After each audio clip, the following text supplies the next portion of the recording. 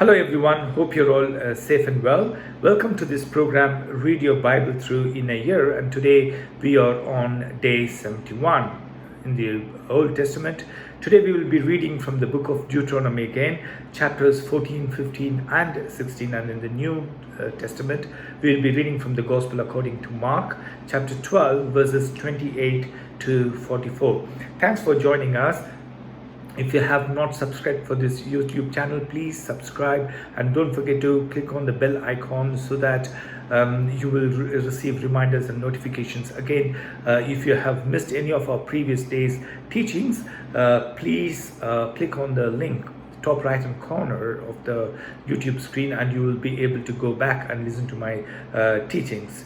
Okay, so let's read. We are continuing with the chapters from the book of Deuteronomy 14, 15 and 16. 14 chapter concentrates on or teaches about the clean and the unclean food.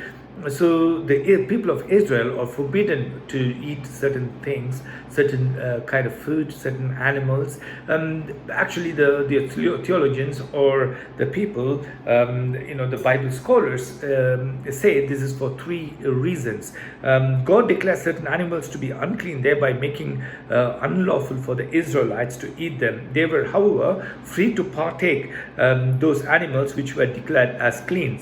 Some believe that the unclean animals were designated as such because for the hygienic purpose. They speculate that these animals posed certain health risks for those who eat them, or even after the animal had been properly cooked and prepared.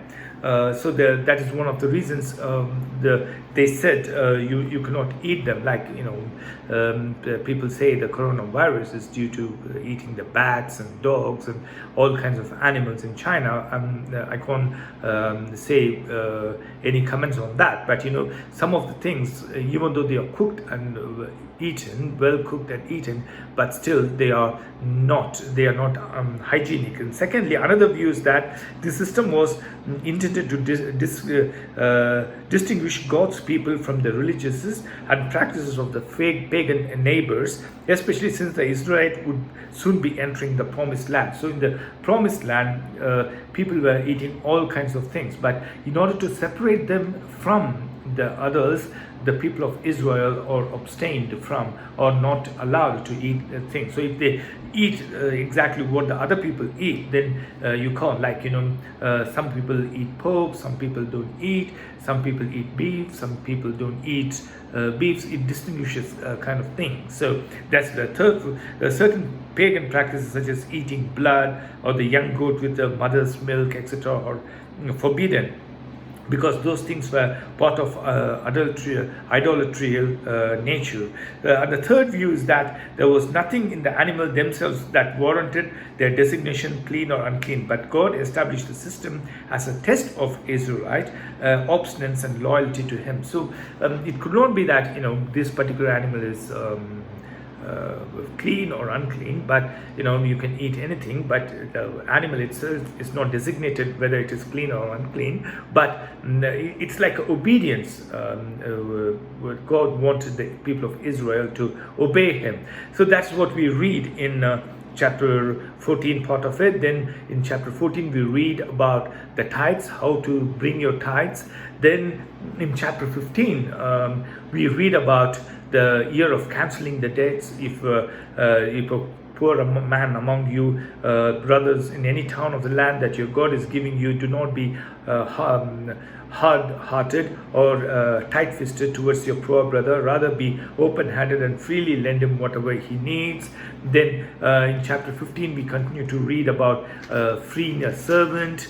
Then in chapter 16 we read about the Passover, the Feast of the Weeks, and the Feast of the Tabernacle, and appointing the judges, etc. So it's, as you see, it is more or less repetitive, but it's not as explanatory as Exodus or Leviticus, but it is a short summary, like the Feast of Weeks, count of 7 weeks, from the time you begin picking the sickle, then Feast of Tabernacle, how celebrate the Feast of Tabernacle for 7 days, then appointing the judges, all these things, the practices, appoint judges and officials for each of your tribes in every, do not accept a bribe, for a bribe blinds the people, etc. So these are some of the repetitive laws which we read in Deuteronomy. And as I told you, this discourse, the second discourse of Moses, is just before they enter the promised land. So it's a constant reminder for the people. It's a final reminder before they enter the promised land. And in the New Testament Gospel according to Mark chapter 12 verses 28 to 44, we read about the greatest commandment.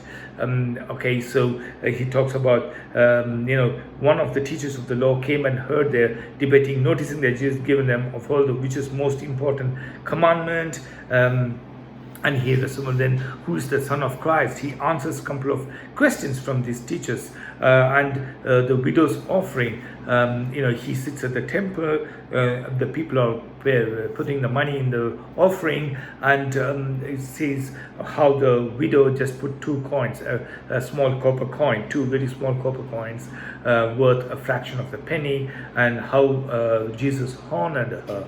So these are the things we read about. Very soon, we are almost nearing the end of Gospel of Mark. So this is all the reading for today, and thanks for joining, and I'm sure you were blessed. If so, please share this link with your friends and family so they will be blessed as well. Until I see you tomorrow, stay safe, stay blessed. God bless and goodbye.